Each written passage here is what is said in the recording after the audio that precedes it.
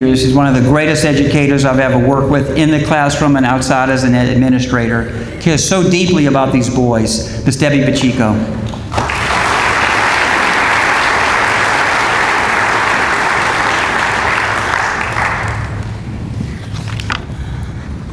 Good evening.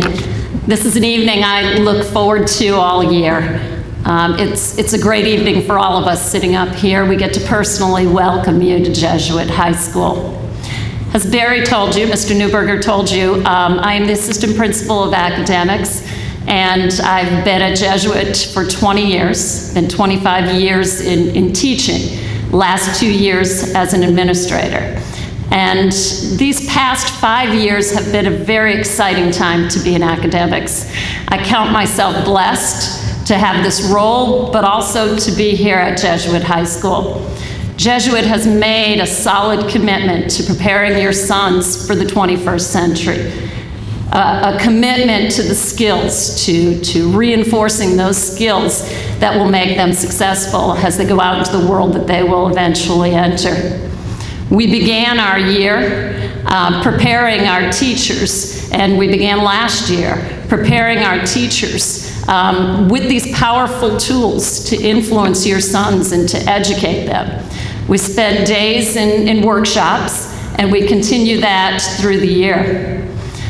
This again, it's just an exciting time to be in education. I can't stress that enough. If you walk into our classrooms, they may be a little different than the traditional. You may be used to teachers at the front of the room, but now our teachers have powerful tools that enable them to, holding an iPad, walk all around the room, come in close proximity to your sons, which those of us in education know is so important. Look over their shoulders, see what they're doing, while at the same time they're solving problems up on the board in front of them. Powerful programs such as Doceri and Ear Server allow them to do that. And speaking of the whiteboard in front of them, looks like a whiteboard, one you draw on with your dry erase markers, but that whiteboard is actually an interactive board. We have Epson interactive projectors that turn that whiteboard into anything you want. You're teaching world history, it becomes a map of Europe. You can, with the touch of a finger, show them artifacts from the different countries. I teach science. I teach while I'm 1 period a day, keeps me grounded. But when we're talking about things that are abstract, like molecules, can actually show these students the three-dimensional models, rotate it. We're going into the lab. We can practice the skills that'll be necessary in the lab. Speaking of the lab, which is a place I love to be, you go into our labs and you'll see things that may be foreign to some of you. Our students work with probes. The probes interface with laptops. We have laptop carts for our kids to use. And what that basically means is as they collect the data, it will graph on the computer screen. No more of that tedious graphing, although I can assure you they know how to graph. That allows them to collaborate with their lab team and look for patterns, problem solve. It's amazing, whether they're doing it in chemistry and they're using our colorimeters, or they're doing it in environmental science and they're looking at dissolved oxygen. Our students are building their 21st century skills. Critical thinking, of course. But collaboration, as I mentioned, is a big part of that. And we've trained our teachers in the use of things like Google Docs. So they work across grade levels on presentations. Kids in one class working with kids in another. Science working with math. Together on the same project. In Google Draw, they brainstorm. And it's truly amazing. It's amazing to watch. One of our English teachers put a review sheet up in Google, and the students were answering questions for each other and commenting on answers that other students have made. Now that's 21st century skills. Walk over into our art rooms, and they have the iMacs. And so they're learning digital design, and that's impressive. We have a very powerful learning management system, which you'll come to know real well, called Canvas, that allows you to communicate with us, that allows you to see what your son is working on in their classroom. But at the same time, it allows your son to go home, read a passage out of a book, start to discuss that passage with his classmates before he ever even enters the classroom.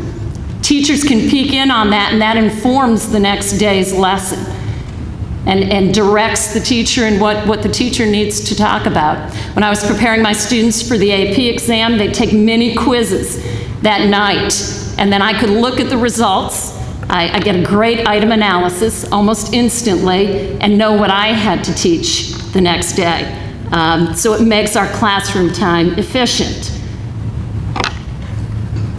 We have Rosetta Stone in our foreign language classes. Their bell work involves them working on oral proficiency. We have laptop carts, put their headphones into the laptop carts, and they practice talking. Now that's a 21st century skill. As our world becomes smaller and smaller and we need our students to communicate, and the adults they'll become to communicate with people all over the world. We have some powerful tools in place. And they're powerful because if you understand the theory of education, to read is to retain about 10%. To read and to talk, to collaborate, to discuss, increases your retention to 70%. To read, to discuss, and to do, which again is what these skills are allowing our students, increases the retention to 90%. And that's what these powerful tools are all about. We're forming your sons to go out into the world to be leaders that are well equipped. Now that's the how. That's how we're reaching them. That's the work the teachers have been doing to bring new tricks into the classroom, but they're not tricks. They're getting your sons to learn on a whole new level. What about what they're teaching? I'm very proud of the work that the teachers have done. We've formed a curriculum committee over the years to bring the best to your sons. What our curriculum is all about is really being able to reach every student no matter what their interest might be. You hear a lot about STEM. Again, I'm a science teacher. I know all about STEM. Jesuit doesn't claim to be a STEM school, but really they are, because what does STEM mean? STEM means that you are strong in science, strong in math, strong in technology, strong in engineering, and if you ever visit our robotics club after school, see them working with language Alice and building their robots, you'll see we have engineering. But our sciences, to me, are second to none. We begin with biology. We force our students to take, we require, shouldn't use the word force, we require our students to take chemistry and physics. It's not required in every school, but we believe those critical thinking skills they develop are very valuable. So they take their biology, their chemistry, their physics. We have honors level for each of those, college prep level for each of those. The physics now has an AP level on the in the junior year. Then they can build, if there's an interest, they can build upon their own schedule more and more science courses. We have environmental science, we have anatomy and physiology, we have marine biology, AP Chem, AP Bio, again AP Physics 1 and 2. Our math curriculum, again to me second to none, builds those foundational skills for your sons to be successful. On the higher level of math, because we have the normal math courses as far as your algebra, your trigonometry, your pre-calc, but we have the AP Calc and we have the AP Statistics, honors statistics also. And because we've built such a strong foundation in our boys, they go on to do very well on standardized tests such as the AP Calc exam. Our pass rate's 100%, and it's not because we only choose the 5 brightest kids in the school. We have many kids enrolled in AP Chem and a talented faculty in our math department.